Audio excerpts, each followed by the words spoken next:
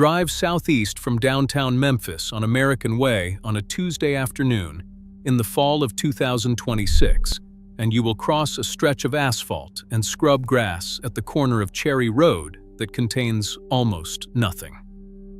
100 acres of flat Tennessee ground. A ring road that loops a perimeter with no interior. A truck equipment center occupying one corner of the footprint, surrounded by trailers and loading bays. And then, open land. Cracked asphalt giving way to gravel, giving way to field, where a 17-bay food court once ran and a 5-screen cinema sat dark between matinees. If you're new here, this channel documents the rise and fall of America's forgotten retail spaces, the malls that were built to last and didn't, and the land they left behind. Subscribe so you don't miss the next one. 22 years ago, demolition crews arrived here on October 1st, 2004. They dismantled the building from both ends simultaneously, working east to west and west to east, until they met in the center, where the mall's lower level had once housed the only public ice skating rink in Memphis, Tennessee. The rink was already gone by then. Everything was gone. The demolition was complete by September 16, 2005. Before all of that, on October 7, 1981, 60,000 people showed up here in a single day. Why? Its name was the Mall of Memphis.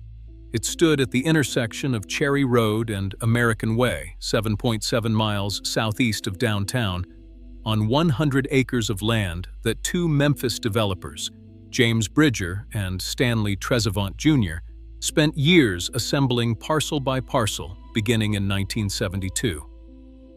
The mall that rose on that ground cost $85 million to build. It opened as Tennessee's largest enclosed shopping center and held that title until a mall in Chattanooga surpassed it in 1988. It measured 885,627 square feet across 2 levels. At peak capacity, it housed 167 stores and services. There was a 17-bay food court. There was a 5-screen general cinema. There was a 175-seat community room. And the Ice Chalet, Memphis's only public ice skating rink, was installed inside a retail building in the middle of southeast Tennessee, where it would operate as the mall's single most distinctive draw for the better part of a decade. By November of 2003, 12 tenants remained.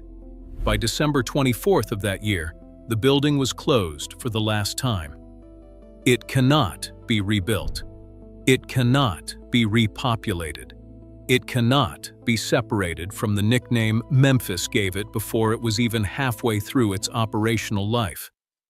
This is the story of the Mall of Memphis, the largest enclosed shopping center in the United States to cease operations at the time of its closing, and the 100 acres of Tennessee ground that have sat largely empty in the years since.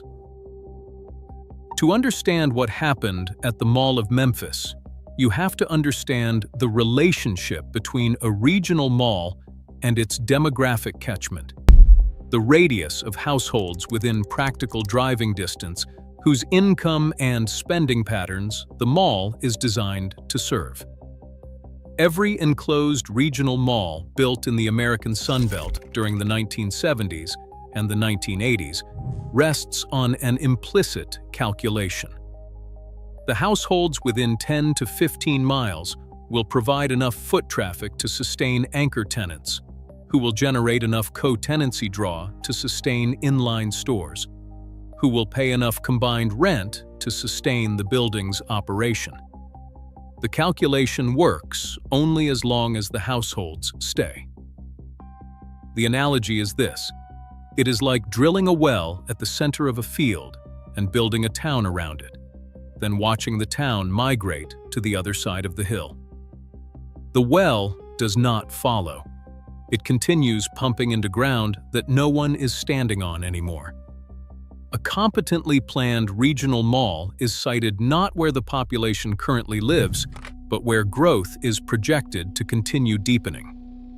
In Memphis in the late 1970s, that projection pointed southeast along American Way. Bridger and Trezevant read that projection correctly. Construction commenced in September of 1979. The Toronto-based Trizec Corporation absorbed California developer Ernest W. Hahn Incorporated, the project's managing partner, in November of 1980, 1 year before the mall opened. None of those corporate transitions changed the underlying site logic. The mall was being positioned at the leading edge of Memphis's southeastern expansion. The projection was not wrong. It was simply temporary, and the developers made no provision for what would happen when it ran out. The fatal decision was geographic, and it was made before the concrete was poured. American suburban growth in the post-war South does not stop at the first ring of suburbs. It continues east, then further east, following highway corridors into new subdivisions, generating new trade areas beyond the practical range of a mall fixed in place. The Mall of Memphis was built for the Memphis of 1981. The Memphis of 1995 would live 30 minutes further east, in Germantown and Collierville, in Bartlett and Cordova, in subdivisions that did not yet have street addresses when the Ice Chalet's refrigeration equipment was first switched on. There was a secondary condition embedded in the site that the demographic projections did not capture. On October 3, 1981, 4 days before the official opening, the mall held a fundraising gala called Fashion Magic in Memphis. Olympic gold medalist Dorothy Hamill performed at the Ice Chalet. A Dillard's fashion show ran in the center court. Proceeds went to Le Bonheur Children's Medical Center. The crowd arrived.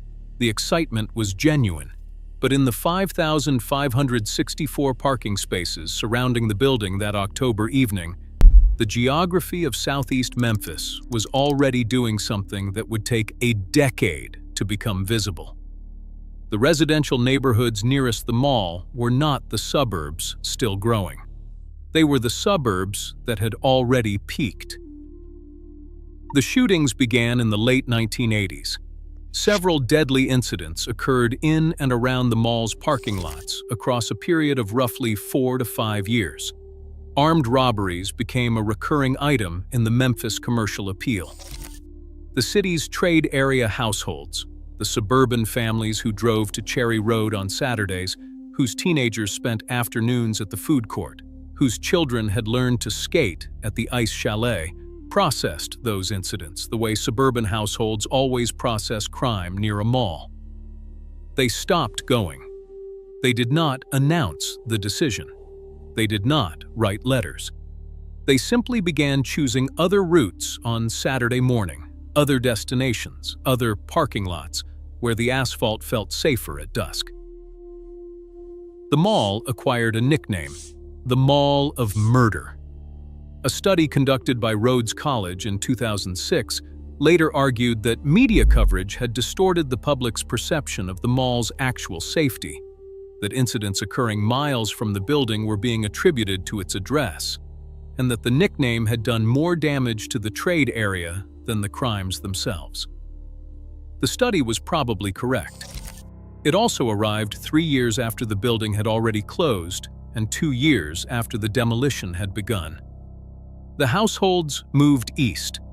Oak Court Mall opened 5 miles north on September 16, 1988, drawing the upscale demographic that had been the Mall of Memphis's most reliable customer. On February 26, 1997, the Wolf Chase Galleria opened between Bartlett and Cordova, 1.3 million square feet, positioned directly in the corridor where the Memphis population had relocated over the previous decade. The trade area the Mall of Memphis had been built to serve now had its own regional mall, closer to home, newer, with a clean parking lot and no reputation. The original mall had no competitive response available to it. Its location was not a disadvantage that marketing could correct. Service merchandise closed first, taken by corporate bankruptcy. Dillard's shut down its operation in October of 2001. JCPenney followed on November 29th of the same year. 3 of the building's 4 anchors were dark within a period of months. The co-tenancy cascade accelerated immediately. The management attempted a renovation in the final years, with plans drawn up for a name change to Memphis Park Galleria, a new identity intended to separate the building from what its current name had come to mean. The renovation was never completed. The rebranding never launched. Imagine walking the lower level of the Mall of Memphis on a Saturday afternoon in October of 2003, one of its final weeks of operation. The building is still lit. The HVAC system is still running across all 885,000 square feet, conditioning air for 12 tenants in a structure designed for 167. The renovation fixtures installed in the aborted makeover, including new benches, updated railings, and refreshed signage, are clean and bright.